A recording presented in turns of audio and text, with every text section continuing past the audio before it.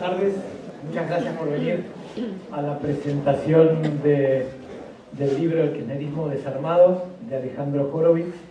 Para quien pido un aplauso para empezar.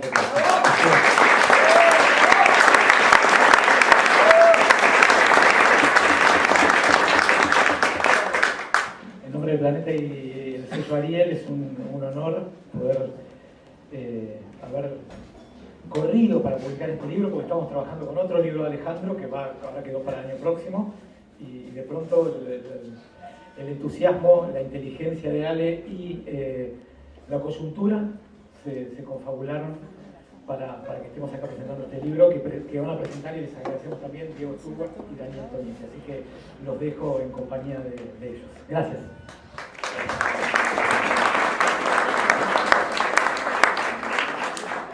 Bueno, primero gracias por venir, gracias Alejandro por convocarme, gracias Diego. Un poco esta es hay dos secuelas previas a este encuentro que lo invitamos hace varios meses atrás al programa que compartimos con Diego, con otro grupo de personas. En la M530 le invitamos a Alejandro a hablar de coyuntura. Alejandro nos anticipó que estaba por publicar un libro. Ese fue el primer encuentro.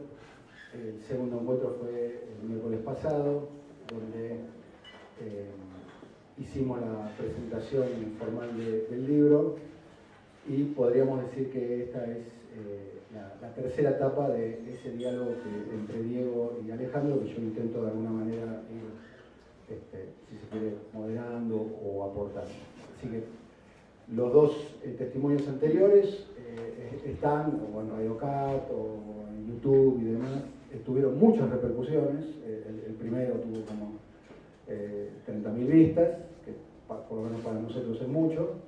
El segundo, que fue publicado hace apenas menos de 48 horas, está por las 20.000. Yo les recomiendo que un poco de alguna manera puedan recurrir a eso para entender un poco este sendero de diálogo.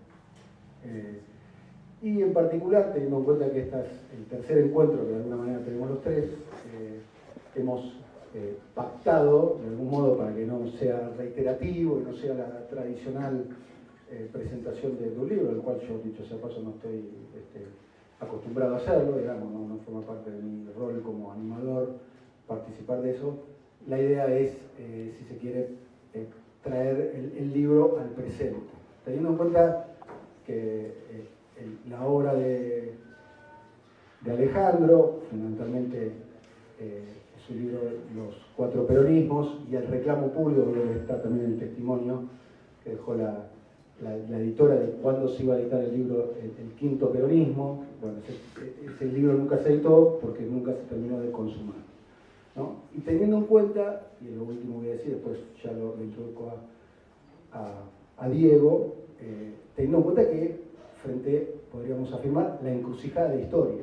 Y es un poco, creo que si yo quiero tener un objetivo con el día de hoy, con todos los que están aquí presentes, es saber si la obra de Alejandro, las reflexiones que puede hacer Diego, pueden hacer un aporte importante en un momento que es absolutamente, por lo menos en la observación que yo hago, y estoy seguro que muchos de los que estamos acá deberíamos de conseguir, estamos en un momento de encrucijada, claramente. Un momento que, si yo se lo relataba hace 2 o 3 años, un momento distópico, ¿no? Por todo lo que está pasando, ¿no? El peronismo como fuerza electoral en el gobierno, saliendo tercero en una elección, y la emergencia. Cuando digo emergencia, lo digo en el doble sentido de la palabra: emergencia porque emerge, y emergencia por lo que provoca, de un fenómeno de ultraderecha, derecha radical, con capacidad y proyección electoral, y tanto es así que existe la posibilidad que pueda llegar a formar gobierno. Ya sabemos de qué estamos hablando. Bueno, luego de esa pequeña introducción de la historia de cómo llegamos acá y demás, Diego. ¿Se escucha bien? No. ¿Qué te pasete? ¿Ahí se escucha bien? Yo creo que me equivoqué porque preparé como una presentación de un libro, digamos, ¿no? Entonces quizás sea un poco mucho lo que preparé. Voy a decir algunas cosas y vamos viendo. En todo caso, si llego a decir todo lo que me gustaría decir, que es una lectura del libro. Antes que nada me gustaría subrayar algo de lo que dijo Daniel, diciendo algo de Daniel. Y es que yo creo que el programa de Daniel se ha convertido en algo más que un programa de radio, de los buenos que hay a la mañana, para la difusión. Yo creo que hubo un compromiso bastante fuerte de parte de Daniel y de su equipo de mantener estos años un lugar en donde hablar del descontento que nos producía lo que estaba ocurriendo en medio de un sistema de chantajes cruzados que no permite prácticamente en ningún lado hablar con términos de manera libre y real sobre lo que está ocurriendo. Es un lugar de elaboración que me imagino que muchas y muchos de ustedes escucharán en las mañanas cuando pueden o después en los podcasts. A mí me pasa todas las semanas que escuchaste lo que dijo tal, escuchaste lo que dijo tal, siempre referido al programa de Daniel. Entonces, más allá de que para mí es me parece, estoy muy agradecido por poder participar del programa. También digo, no participaría de un programa que no fuera así, digamos, ¿no? Entonces,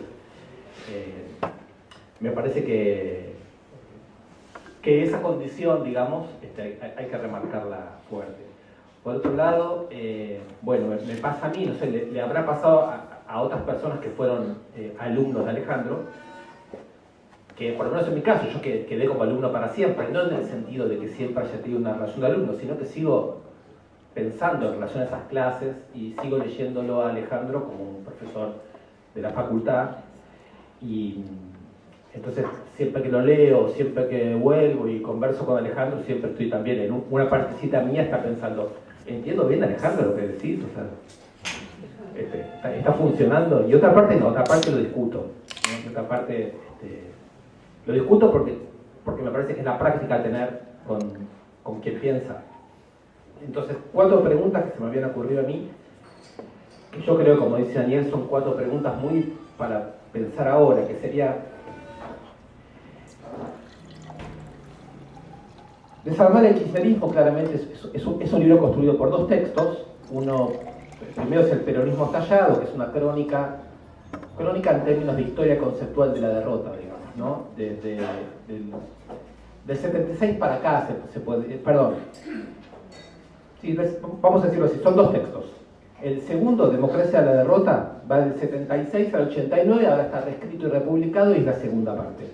La primera parte, del peronismo estallado, agarra el kirchnerismo entero, llega hasta el gobierno actual de Alberto Fernández, y entre los 2 textos se arma una panorámica que yo llamaría historia conceptual de la derrota o historia conceptual para salir de la derrota. Digamos, es lo que yo creo que Alejandro hace. Y creo que Alejandro lo hace porque parte de un diagnóstico muy explícito en sus textos, que es que los derrotados son o somos aquellos que no podemos leer nuestra situación, que no podemos hacer balances efectivos de nuestras circunstancias, no nos podemos apropiar de la situación en la que estamos. O sea que la derrota es política, sí, es evidentemente que es política, pero también es cognitiva, es sobre todo cognitiva, y en el caso de Alejandro es muy claro, ¿no? Hay una relación directa entre estar políticamente derrotado y carecer de los instrumentos conceptuales con los cuales podríamos pensar esa situación. Pero algo más, que dijo Alejandro hace poco en una conversación que tuvimos con un podcast. Alejandro nos enseña en sus textos a leer las circunstancias, digamos, de la lucha política, de la lucha de clases, de los últimos años, etc. Voy a decir algo más sobre eso, pero sobre todo en una pregunta que le hacíamos hace un tiempito, le decíamos a Alejandro, ¿cuál es el texto que no sabemos leer? ¿Cuál es el texto que no podemos leer? Y Alejandro dijo, es el texto del dolor. Es decir, que la derrota también supone que hay un afecto difícil de elaborar, que es un afecto de dolor y que perturba y distorsiona nuestra capacidad de comprensión. Con lo cual, si voy bien, la tarea de Alejandro, de los 4 peronismos para acá, del huracán rojo para acá, es decir, en general, como coherencia un poco de toda su obra, me parece que es eso. Es una historia conceptual de la derrota, que revisa la dimensión afectiva, que sabe que hay una dimensión cognitiva en la lucha política e intenta reponer un poco todo eso, y diría algo más. Creo que Alejandro está convencido, y a mí me convence cuando lo leo por lo menos, está convencido de que la derrota es el equivalente de la imposibilidad de reconstruir el problema que quedó planteado con la derrota de la revolución. Es decir, que desde la derrota de la revolución, desde el momento en que para nosotros pensar la política ya excluye la posibilidad misma de pensar la revolución, se ha cerrado la política como campo en donde se pueden plantear problemas. La política no es más un lugar de pensamiento, no es más un lugar en donde podríamos plantear problemas que podríamos resolver. Creo que esa es la derrota, y creo que Alejandro cuenta esta derrota de la siguiente manera. En 76 queda abolida no solo la temática de la revolución, porque la temática puede volver cínicamente de mil maneras, puede quedar mistificada, la revolución puede quedar cristalizada, puede quedar mistificada, puede seguir apareciendo de maneras inofensivas o pervertidas, sino el sujeto histórico de esa revolución, ¿no? Que Alejandro lo llama movimiento obrero y la izquierda, ¿no? Siendo la izquierda algo que tiene mil formas entre nosotros. Lo que León Rositner ya había anunciado, ¿no? Hablando de una izquierda sin sujeto antes de la derrota. Si León Rositner decía, con una izquierda sin sujeto nos van a derrotar, Alejandro Rositner dice, nos derrotaron, seguimos derrotados. Yo ya estoy desordenado, no me acuerdo mis notas, pero ya con el hilo de lo que estoy diciendo digo lo siguiente.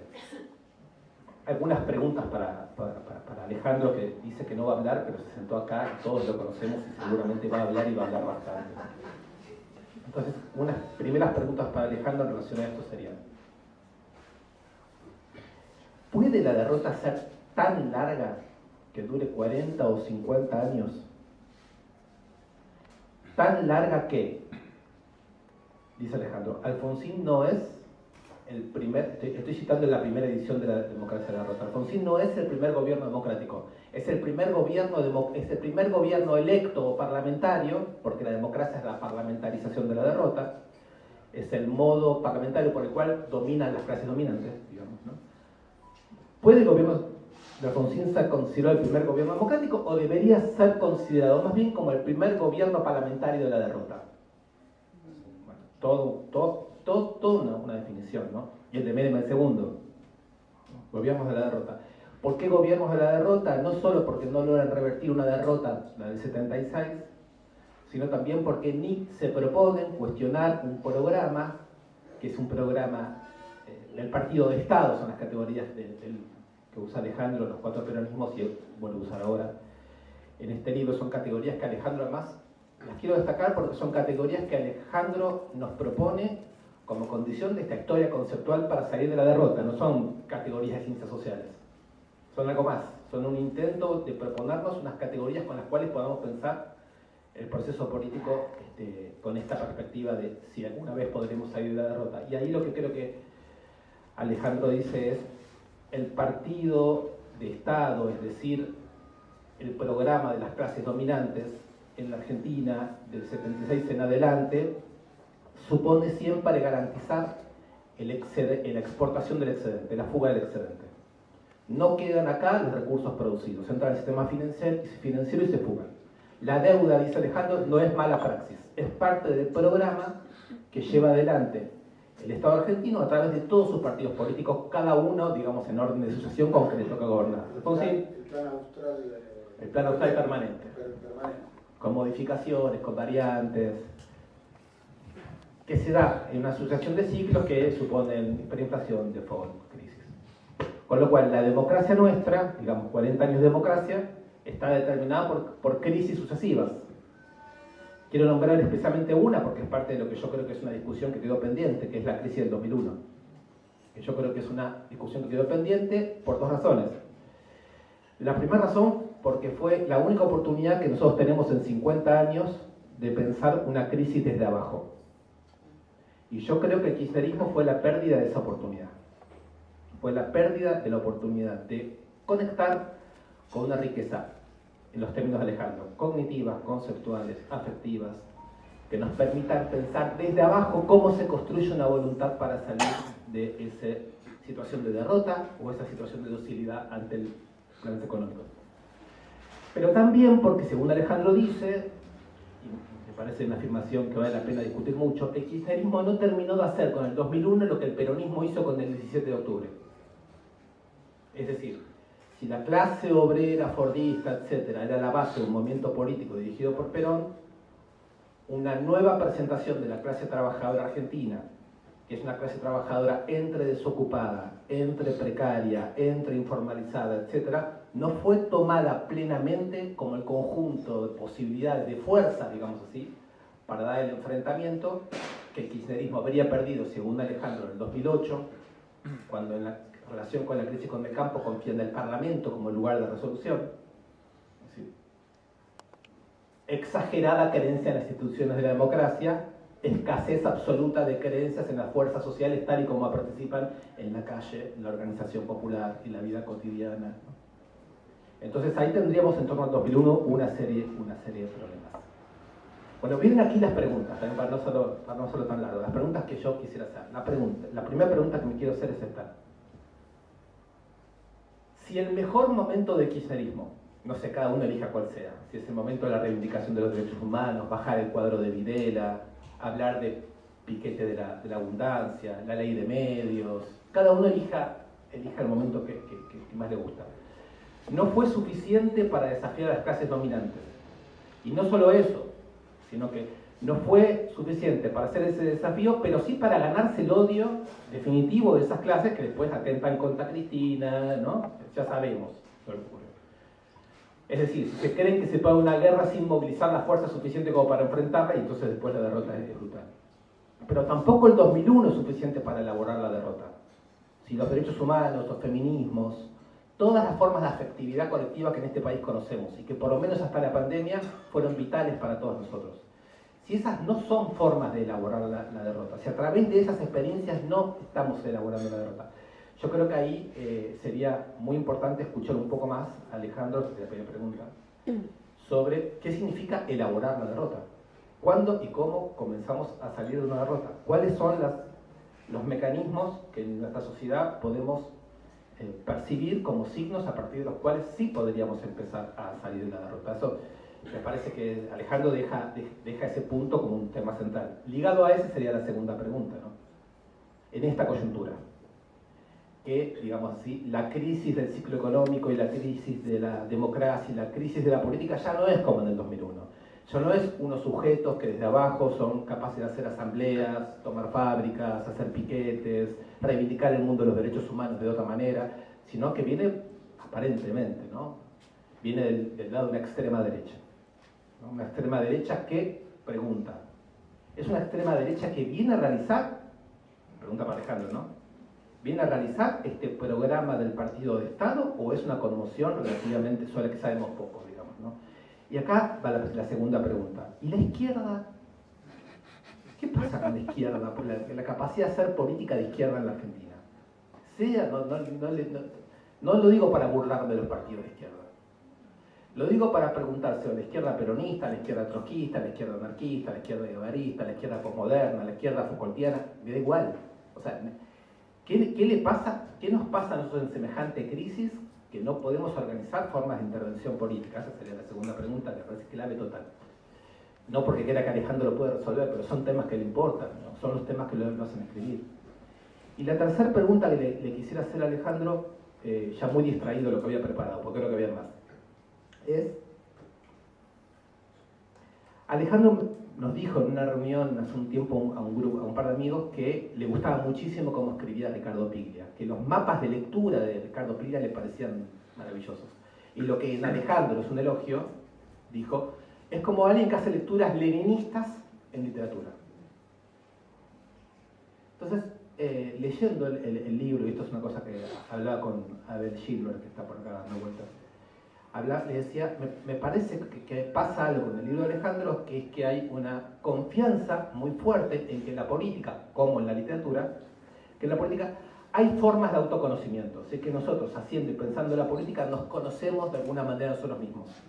Y me preguntaba si es así, Y me lo preguntaba porque pensaba que el libro de Alejandro tiene mucho que discutir con otros libros que se están escribiendo y publicando en este momento muy disímiles. Voy a nombrar solamente dos, pero para mostrar por qué me parece que hay una pregunta sobre si la política en este momento nos ofrece conocimientos sobre nosotros mismos. Uno es un libro que sacó un grupo de jóvenes sociólogos que son parte de un colectivo que se llama Colectivo Juguetes Perdidos, que hace rato vienen insistiendo con una imagen que es la implosión de la sociedad. Es decir, toda la sociedad argentina está pensando cuándo viene el estallido, si viene el estallido, si se puede contener el estallido, y ellos dicen no hay estallido acá. Acá hay una implosión, que es el agobiante peso de una forma de capitalismo, digamos, que precariza todo, precariza el barrio, la existencia, precariza los lazos afectivos, precariza hasta la dimensión psíquica. Entonces, yo no sé si la reflexión política sabe pensar ese nivel de lo que llamaríamos la clase trabajadora argentina, pero es una condición. Me parece que tenemos que pensar eso si queremos pensar qué está pasando con el movimiento obrero y la política.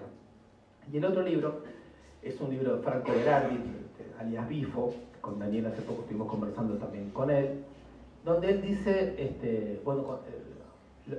del lado de la política ya hay una especie de captura total. La política ha sido totalmente capturada por el capital, por las formas, redes sociales, la informatización del mundo, digamos, ahí hay una especie de imposibilidad, y plantea una deserción, ¿no? Plantea que de hecho está habiendo una deserción.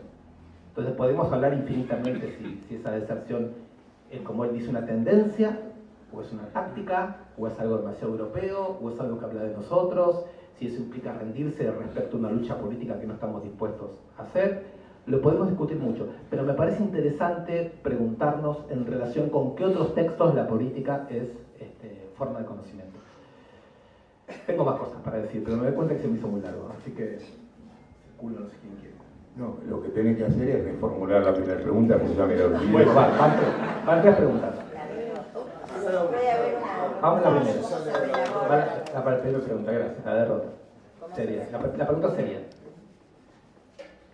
si el concepto de derrota es tan explicativo y tan efectivo que logra explicar todos estos años, que digamos, vamos a tomar la palabra a Alejandro, del 76 para acá, son muchos años. Luego, en esos años ocurrieron cosas. Ocurrieron cosas quiere decir cosas en las que uno apostó que en esas cosas que ocurrían se podía elaborar la derrota. En mi caso yo estoy pensando en el 2001, estoy pensando en el movimiento piquetero de aquellos años, o los organismos de derechos humanos, pero claramente acá hay personas que podrían levantar la mano y decir: el feminismo es un momento fundamental del pensamiento de la derrota. Quiero decir, tenemos experiencias colectivas para pensar formas de procesamiento de la derrota. Acá va mi pregunta, Alejandro. La idea que es necesario hacer una revisión conceptual para salir de la derrota, que tenemos que revisar la dimensión afectiva para salir de la derrota. Yo preguntaría, ¿dónde, Alejandro, lo hago así, ¿dónde, Alejandro, vas viendo, cómo vas leyendo esos puntos de partida a partir de los cuales podríamos salir de la derrota? Esa sería la primera. Antes que nada quiero hacer algunos agradecimientos antes de contestar la excelente pregunta de Diego. Y de paso así gano tiempo y puedo pensar qué contestar a semejante pregunta. El primer agradecimiento es a todos ustedes por estar acá. Lo mejor que le puede pasar a alguien cuando hace un libro es que sus amigos estén para festejar esto. Y la primera cosa que pasa acá es que buena parte de mis amigos están acá. Y esto es una gran cosa que me ha dado la vida. La segunda cuestión que quiero agradecer es: este libro fue hecho a los reverendos pedos. Mi editor les contó que la editorial tiene otro libro, que son Lenin y Trotsky, los dragones de Marx, que es un libro que yo preparé con mucho tiempo como una especie de continuación de El Huracán Rojo. Pero como la vida tiene sus propias exigencias y Elsa Drukarov tiene sus propios planteos, yo no siempre hago lo que creo, que quiero. A ver, dicho de otra manera, mi proyecto no es exactamente un proyecto personal. Mi temario es el temario de mi generación. Esto es, ¿cuáles serán los temas de mi generación? El peronismo, el socialismo, la revolución. ¿Sobre qué escribí yo? Sobre el peronismo, sobre el socialismo, sobre la revolución. Es decir, dicho sencillamente, no hay ninguna originalidad allí. El tema me fue absolutamente impuesto. Yo acepto esa imposición, no servilmente, sino entendiendo que esos son los problemas del tiempo que nos toca vivir. Más acá o más allá de cómo ese tiempo resuelva estos problemas, estos son y todavía siguen siendo los problemas.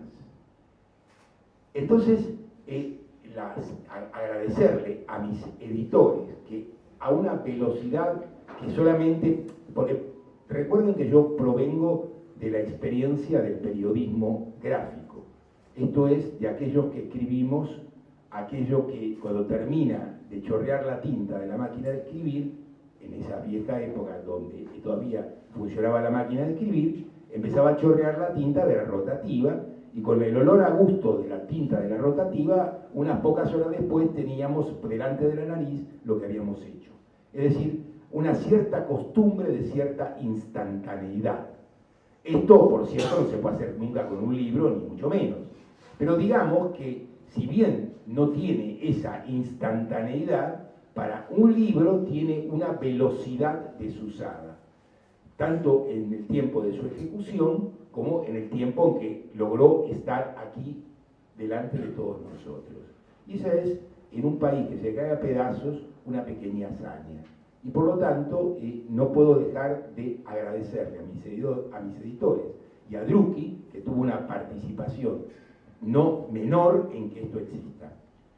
Y por tercer lugar, quiero agradecerles a mis presentadores, porque Diego no es simplemente un joven que fue hace muchos años alumno de mi cátedra, o alguien que hizo conmigo ciertas actividades. Es alguien que conoce mi trabajo, se tomó en serio conocerlo y ha hecho con mi trabajo otras cosas, es decir, transformó mi trabajo en parte de su caja de herramientas. Y esto es lo mejor que le puede pasar a alguien que trabaja en las cosas que nosotros trabajamos.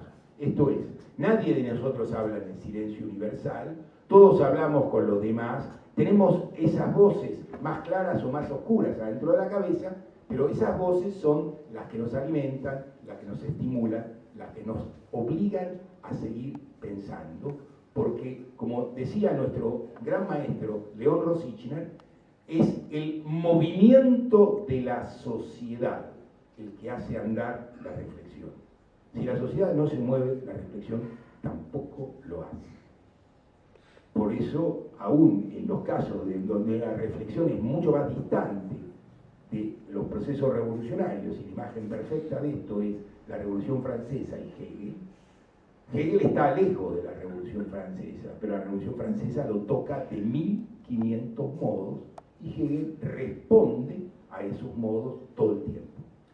Entonces, ahora sí que he terminado mis agradecimientos básicos, quiero agradecer por último a los que me tienen que soportar, que vienen a ser mi familia, ¿no? Que tienen que bancarse las cosas que me pasan, en fin. Los que me conocen más cerca saben que soy bastante cabrón, de modo que eso no es una situación ni tan sencilla ni tan amable. Pero bueno, como este es el momento de los brindis y de las alegrías de las cosas,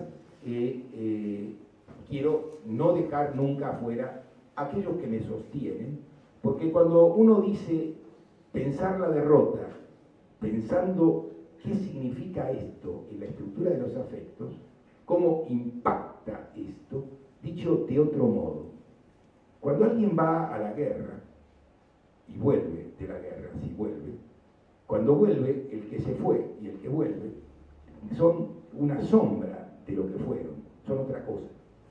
Está claro que el que fue a la guerra y vuelve de la guerra es otro, porque aquello que tuvo que hacer en la guerra para sobrevivir hace que esto que él le hizo a los otros se lo haya hecho finalmente a sí mismo.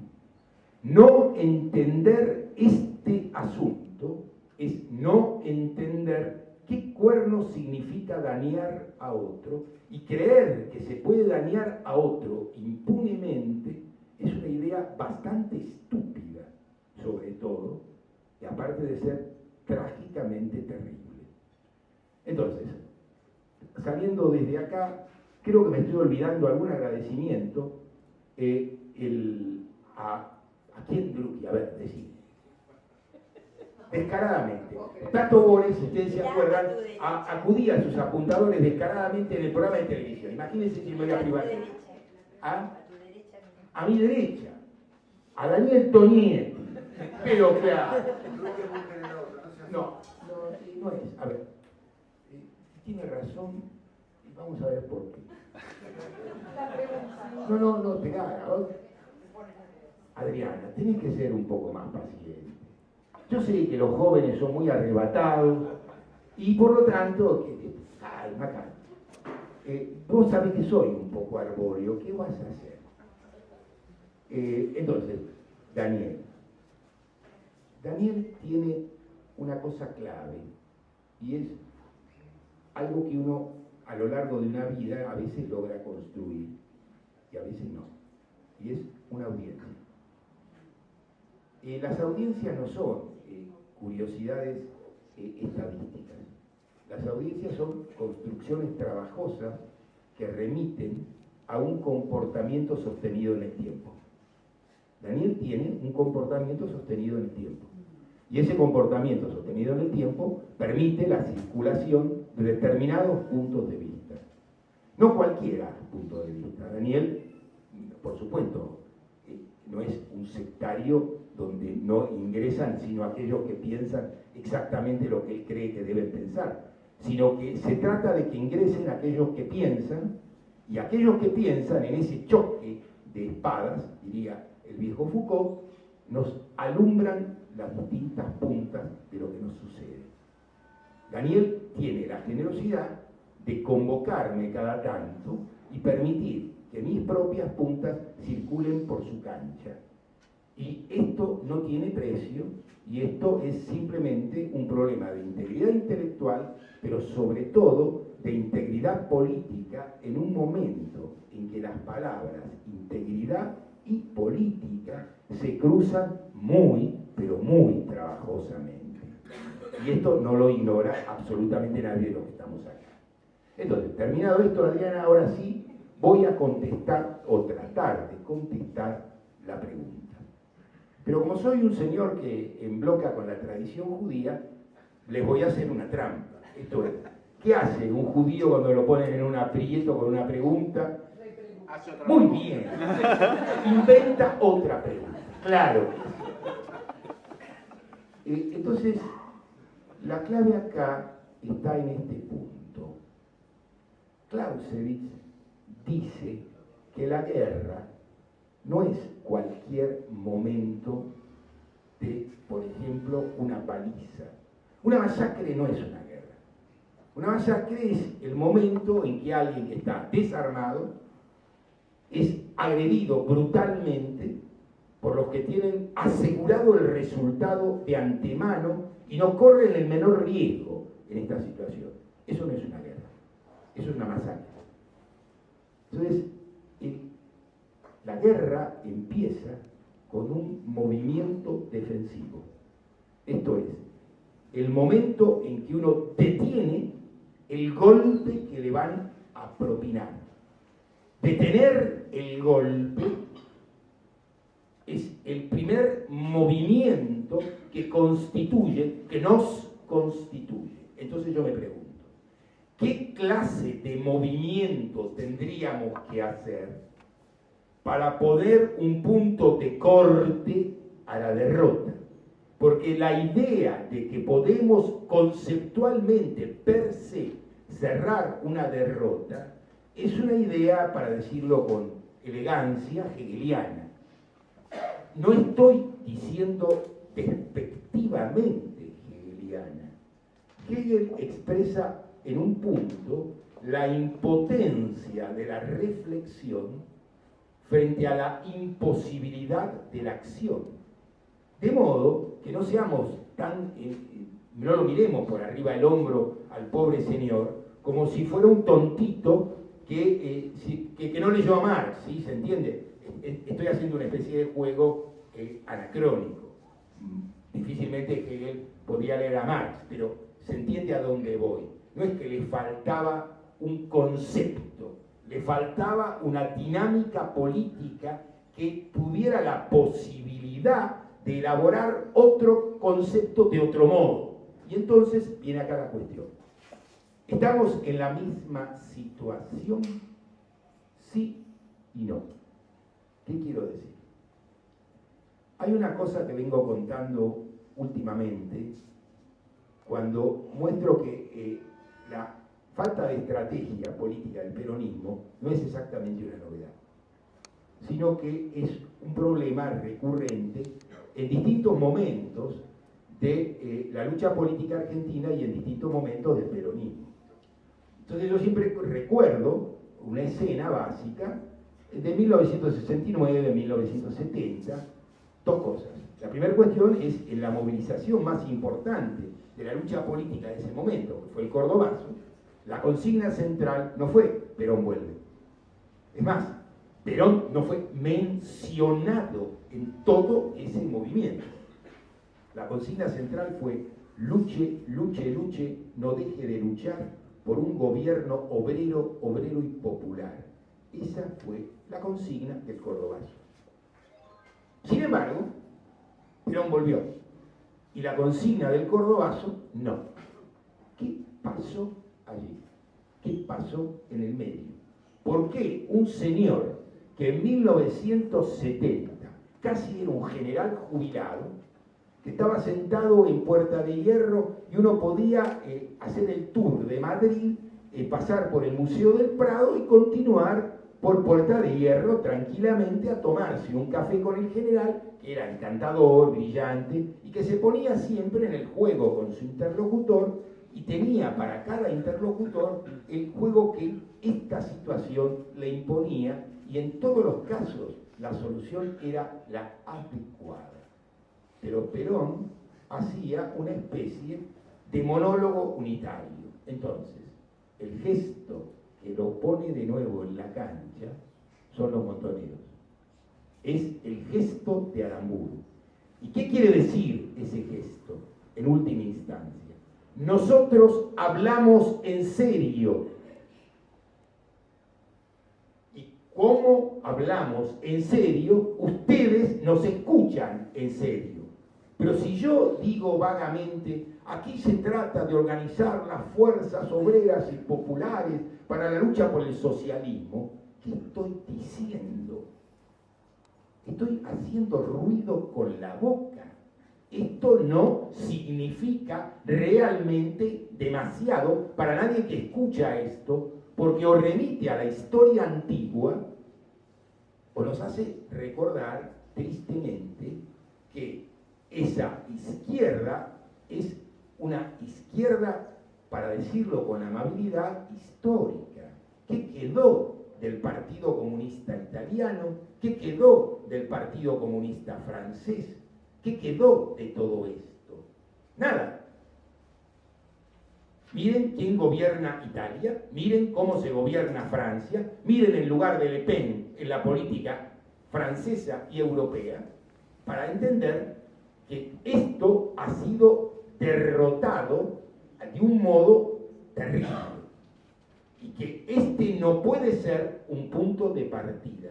Tenemos que volver a hablar en serio, tenemos que inventar otra cosa, tenemos que inventar de abajo para arriba un movimiento cuyo carácter no podemos predeterminar, sino que tenemos que establecer la relación, y ahí viene la cuestión, entre los problemas que intentamos resolver, entre los dilemas que nos acosan y ese movimiento, entre nuestro dolor por lo que pasa y nos pasa, por intentar para que este dolor no solo sea recesivo, sino tenga un horizonte que merezca ser vivido, no simplemente sobrevivir. Porque el que viene de la guerra, destruido por la guerra, es un sobreviviente. Y esta es una sociedad llena de sobrevivientes. Y este es el dolor, y esto es lo difícil de tramitar, y esto de aquello que la política no se hace cargo.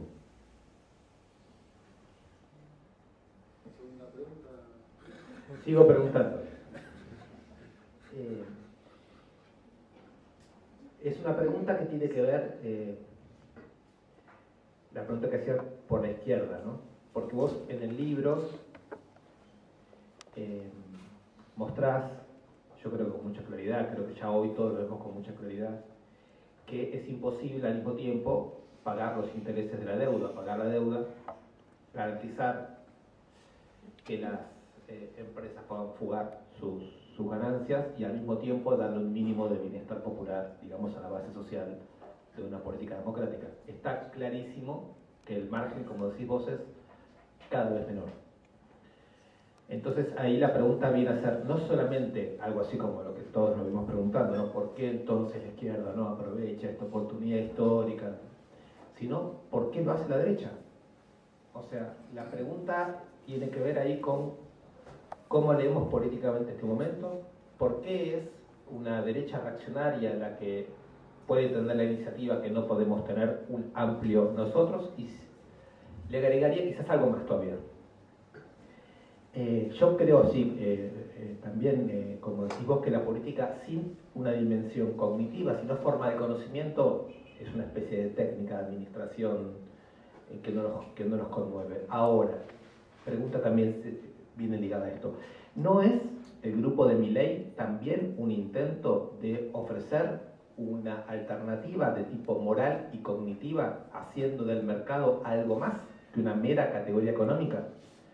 Y ofreciendo con esa categoría de mercado una cierta idea de que los problemas de la humanidad solo deben ser conocidos en tanto y en cuanto fenómenos de mercado. ¿Cómo es que esta idea de antropología o esta idea del mercado es más útil que una idea del socialismo o una idea de lo común o una idea de las fuerzas colectivas para cambiar las cosas?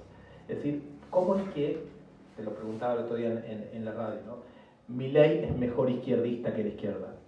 Que de repente sabe, como decías vos, ¿no?, provocar esos gestos que permiten que un descontento se articule y aparezca impugnando algo que se suponía que debíamos impugnar de otra manera, otros de otra manera, ¿no? Entonces, la pregunta es por izquierda política, pero en este contexto. Hay una versión que solemos tener desde la reflexión de izquierda, de que todo aquello que sucede en el mundo de la política, que es antagónico a nuestras posibilidades e intereses, es la derecha. Y esto vuelve a la derecha una especie de fuerza omnipresente, porque suceden millones de cosas que la derecha no pensó jamás, ni va a pensar, porque ¿de quién estamos hablando? ¿De los poderes fácticos reales? Esa gente no piensa más que en la tasa de ganancia y en qué tiene que hacer el próximo negocio.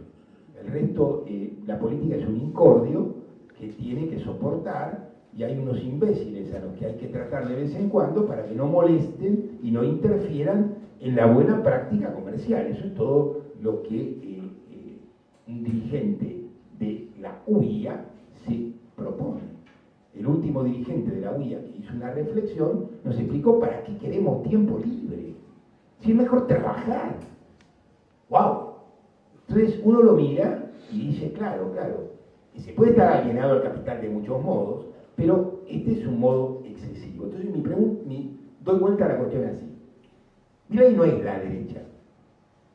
Milei es el signo que nos permite medir el nivel de angustia que los sobrevivientes tienen, de furia, de desconocimiento, del resultado que la sociedad, que esta sociedad ha hecho, y que arroja ese resultado cristalizado enfrente nuestro y nos hace mirar en ese horrible espejo y decir, esto que tenemos acá enfrente, ese gordo, desagradable, gritón, tonto, torpe, ágrafo, es el resultado de 40 años de actividad parlamentaria y algunas otras hierbas más. Uno puede decir, bueno, qué exageración literaria la tuya. No es literatura y no es exageración, de ninguna manera.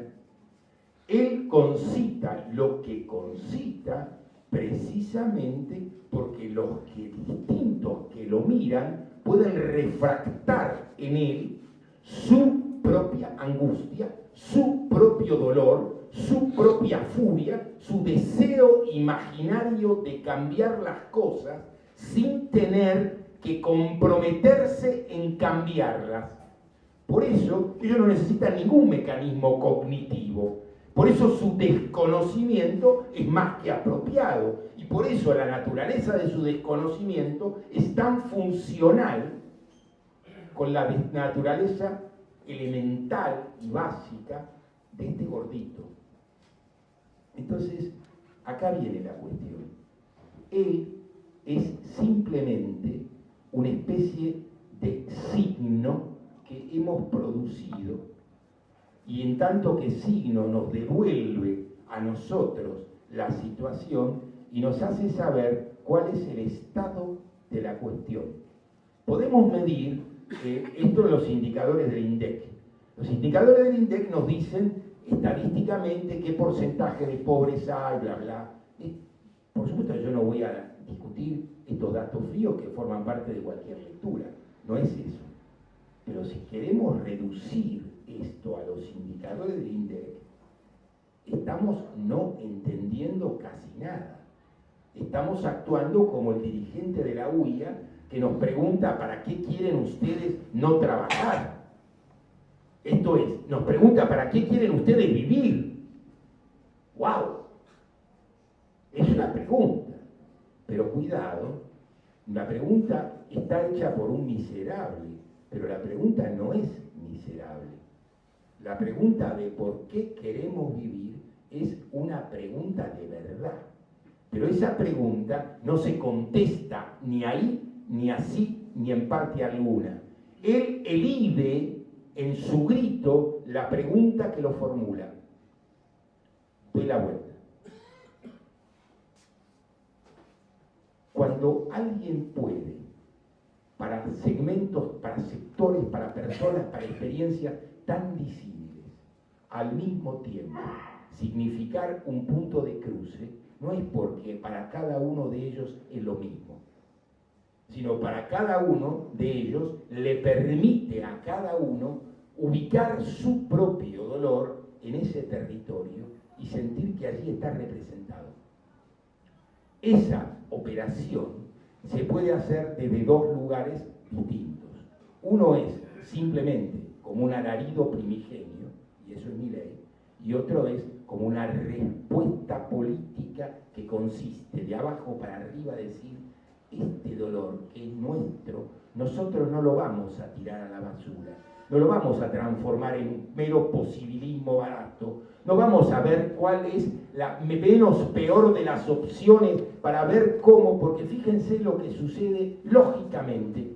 Vamos a suponer que por esos azares de la vida es perfectamente posible que Milei no gane, no sea presidente. Y vamos a suponer que su antagonista en el balotaje, supongamos que sea Massa, es el que gana las elecciones. Pensar que Massa va a ser algo demasiado distinto de lo que vienen haciendo hasta acá es francamente de una ingenuidad excesiva que yo no creo que comparta con ustedes y no creo que ustedes desconozcan. Entonces, ¿qué estamos diciendo? Estamos diciendo que en las próximas elecciones Milei gana. ¿Sí? Entonces, lo único que estamos planteando cuando no encaramos de verdad el problema, cuando no nos plantamos y hablamos en serio, cuando no sostenemos no un discursito más inteligente, menos inteligente, sino una postura que consista en rechazar radicalmente lo que existe tal como existe. No diciendo que yo tengo la solución. No, acá nadie tiene ninguna solución. Lo que podemos tener es la voluntad, el deseo de encontrarla. Y si tenemos el deseo de encontrarla, la vamos a encontrar. Y esto no es mágico, esto es simplemente gramática social. La sociedad nunca fue otra cosa que el conflicto por resolver aquello que había que resolver a los tumbos. Pero avanzando, a veces sí y a veces no, en la dirección adecuada o hacia la catástrofe. Si no logramos detener la catástrofe, decía Benjamin, no tenemos la dirección adecuada. Y parar la catástrofe es la posibilidad de tener la dirección adecuada. Pero parar la catástrofe no es parar a Milei. Milei no es la catástrofe. Milei es el signo de la catástrofe. Bueno, Alejandro, yo quiero preguntarte, está claro que hay dos elementos ahora que se ven con claridad, estamos a 3 semanas de un proceso electoral, me parece de ahí la oportunidad del libro, de esta conversación y de las conversaciones que tuvimos previamente con Diego, es que hay muchas novedades, pero hay dos novedades. Una es la pérdida de gravitación de Cristina y el kirchnerismo, que fue como el centro de gravedad al cual orbitaba el resto del sistema, antes contra ella o a favor de ella, ¿no? La gran organizadora. Yo creo que del momento que toma la decisión de elegirlo a Alberto, creo que hay una enorme pérdida, y esa enorme pérdida se ve en el último desarrollo en la estrategia electoral. Y después la emergencia de Milei, ¿no? Son o dos paralelas que en algún momento se van a juntar, o dos calles que se están juntando. Son dos elementos centrales. El título del libro es El kirchnerismo desarmado. Y uno piensa en desarmado, el otro día lo hablamos en el programa por aquellas personas que no lo escucharon, desarmado en dos, uno puede pensar en dos términos, con dos interpretaciones. Desarmado de que no tiene arma, o desarmado que es un rasti o un lego que se va descomponiendo o le van sacando las piezas. ¿Dónde queda el kirchnerismo en este proceso que vos estás describiendo, con la idea de la derrota, con la idea de generar nuevas condiciones, con la idea de generar un programa alternativo? Vos insististe también el otro día cuando viste el programa, casualmente sobre el concepto de programa político y la ausencia de, o mejor dicho, no se explicita el programa, pero es más parecido a lo que se viene aplicando. Hay una metáfora muy fuerte que vos venís diciendo, que es como desde llamémoslo, de la piña del Rodrigazo del 76, la Argentina no se pudo reconstruir a partir de ahí, que es como una especie de plan austral permanente. Bueno, la pregunta sería, ¿dónde queda lo que es para mí? Yo hablo ya en primera experiencia, en primera persona del plural, pero creo que interpretado por muchos. Yo siento que mi identidad política es el kirchnerismo, y es la identidad más virtuosa contemporánea que me tocó a mí, creo que a muchos de los que están acá, y muchos de los que no están acá, porque ha sido una fuerza en términos electorales, política y social, en muchos aspectos formidable, digamos, y ha sido la hegemonía de los últimos 20 años, ¿no? Del 2013 hasta ahora, más o menos fue la primera minoría como mínimo. Y pareciera ser que eso está entrando, veremos qué sucede, nadie tiene la bola de cristal, pero pareciera ser que está entrando en crisis. Bueno, la pregunta es eso, ¿qué desarmado es el kirchnerismo? Desarmado quiere decir que no se puede rearmar, desarmado quiere decir que se está descomponiendo, ¿qué? Yo voy a volver como un buen judío, corriendo un poquito la cuestión, porque Milei es la expresión, entre otras tantas cosas, de la descomposición del orden político en su conjunto, de la crisis de la política como actividad. Piensen ustedes que Milei no es un partido, y piensen ustedes que ganar una elección sin fiscales es imposible. Y la idea de que se puede gobernar un país con todos los gobernadores en contra, diciendo que uno va a terminar con la coparticipación federal, el Banco Central, uno lo mira y dice, ¿qué es lo que se puede decir? Entonces, lo que quiero decir es, Milei puede decir todo esto porque el orden político, porque la política como actividad incluye a todos, porque fíjense, vos hablabas recién del kirchnerismo y puedo compartir más o menos tu afecto por el kirchnerismo, pero hay algo que más allá de lo que yo opine sobre tus afectos, es lo que está sucediendo con cómo tratan nuestros afectos, incluido ese. Entonces vos fíjate acá, ese es el punto, mirá. Cuando vos mirás la historia política argentina, la historia desde 1916 a la fecha, es la historia de dos tradiciones políticas, la del radicalismo y la del peronismo. Cuando vos tenés que decir que esas dos tradiciones como prácticas completas, las dos, entran en crisis como actividad, y que el signo de esa crisis es Milei, vos estás diciendo el nivel a que esto ha llegado, ¿se entiende? No es simplemente, a mí me parece, yo creo que, no, yo puedo creer lo que me parezca, no tiene la menor relevancia lo que Alejandro Horowitz crea. Es la sociedad argentina como un todo cree dramáticamente que estas fuerzas son parte del problema, no de la solución, incluso los que los votan. A ver, yo no tengo la sensación de la enorme alegría de los que van a votar al peronismo hoy. Tengo la sensación de gente que cree que está evitando una catástrofe mayor. Y dice, mirá, flaco, está bien, todo esto es terrible, ya, yo me doy cuenta, pero quiero evitar que el tren me lleve puesto. El otro día me dijiste en el programa. Claro. Y yo no creo que la gente que vota a Patricia Bullrich, en este momento se me hace francamente complejo entender por qué alguien vota a Patricia Bullrich, salvo de este modo. Esperen. Un gorila no va a votar nunca al peronismo, porque eso es un gorila, entonces tiene que votar básicamente a un no peronista. Entonces, ¿qué hace? ¿Qué es lo que plantea Patricia Bullrich? Inventa un enemigo imaginario. Dice, hay que terminar con el kirchnerismo. Entonces uno la mira y dice, ¿esta piba qué se tomó? No, pero no lo digo en ese sentido. No es el chiste de cómo se tomó una tos, no importa eso. Me refiero, eso no es una estrategia política.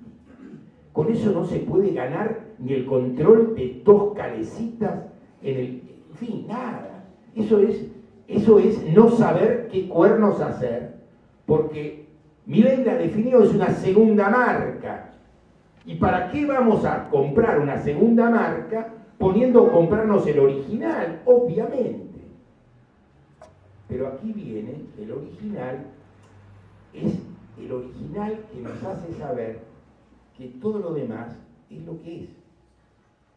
Entonces, en esos términos, esa es la terrible situación. Él funciona como una especie de reactivo ácido. Él nos pone en valor todo lo que existe que no es él mismo. Y entonces, en ese punto, es donde nos damos horrible cuenta de qué es lo que estamos discutiendo y por qué, de algún modo, no salimos del mismo charco. Simplemente lo que podemos hacer es correrlo 10 centímetros, subirlo 8, en fin, maniobrar. Entonces la pregunta es esta: ¿este es un momento de maniobrar o es un momento de cortar? Primero porque las maniobras, yo no digo que no se pueda maniobrar en política, cuidado. No hay ninguna fuerza armada que no tenga maniobras. Si no tiene maniobras está en el horno. Porque, entre otras cosas, una fuerza armada decide cuándo, cómo y en qué condiciones se enfrenta, elige la batalla. Ahora, acá no estamos en condiciones de liberar ninguna. Entonces, ¿para qué vamos a maniobrar? ¿Ganar tiempo para qué? ¿Qué tiempo? ¿Estamos ganando tiempo? ¿Se entiende a dónde voy? Entonces, cierro la cuestión. El destino del kirchnerismo no es distinto que el del orden político en su conjunto. La crisis de todo esto no es una crisis personal de Cristina. Cristina forma parte de la crisis, sin ninguna duda. Y Cristina, como emergente de la crisis, nos dice, divertidísimamente en un cierto sentido, no tendríamos que tener un programa. Ahora, que alguien alguien que gobernó 12 años y formó parte de 4 años más, descubra acá que le vendría bien un programa, uno dice, bueno, para ver, tengo dos posibilidades. Una es hacer un juicio personal de alguien que hace este descubrimiento, y eso sería una tontería, y una arrogancia gratuita. Y otro es entender que hay algo en este decir que tiene algún valor, y es, los programas en curso no sirve ninguno para salir de acá. Y el otro programa, Cristina no lo tiene. Y acá viene la última cuestión. No es solo Cristina la que no tiene el otro programa. Podemos tener pedacitos, indicaciones, elementos de otra tendencia. Pero en esa dirección Cristina no mira. Cristina mira en dirección a la Liga de los Intendentes, que es el modo real en que se hace la política en la Argentina. Y porque ese es el modo real en que se hace la política en la Argentina, este es el orden político donde la política no existe. Bueno, Diego, tenemos que ir cerrando, así que si querés hacer un epílogo, un cierre. Una frase nomás, ¿se escucha? Sí. No más preguntas porque tenemos que cerrar. Yo, leyéndolo a Alejandro, siempre tengo la atención, que supongo que algunos de ustedes tendrán ahora, que es diagnóstico brillante, ¿qué hacemos? Diagnóstico brillante, ¿qué hacemos? Pero estamos todos ahí, digamos, no todos ahí. Normalmente no tenemos un diagnóstico brillante, solo nos preguntamos qué hacemos. Yo tengo la impresión que yo me quedo ahora con la lectura de este libro es una suerte de gran llamado, que yo lo traduciría en esta frase: se acabó la autocomplacencia política, ideológica y afectiva. Se acabó el tiempo de la autocomplacencia de las izquierdas peronistas, de una cierta intelectualidad, un modo progresista de existir. Tengo la impresión de que se terminó la autocomplacencia, que va a hacer falta en el periodo que viene asumir desafíos. Estos pedacitos que dijo Alejandro me parecen fundamentales. Leído así, leído como un libro que nos avisa que el narcisismo ya no tiene posibilidad para nosotros, que se nos acabó el tiempo, me parece un libro con mucho aliento hacia adelante, no solo un diagnóstico, sino también un anuncio, un llamado, como si dijésemos, ¿no? Bueno, Diego, muchas gracias. Querido Alejandro, gracias por la convocatoria. Un aplauso muy grande para el autor. Gracias a todos los que están aquí.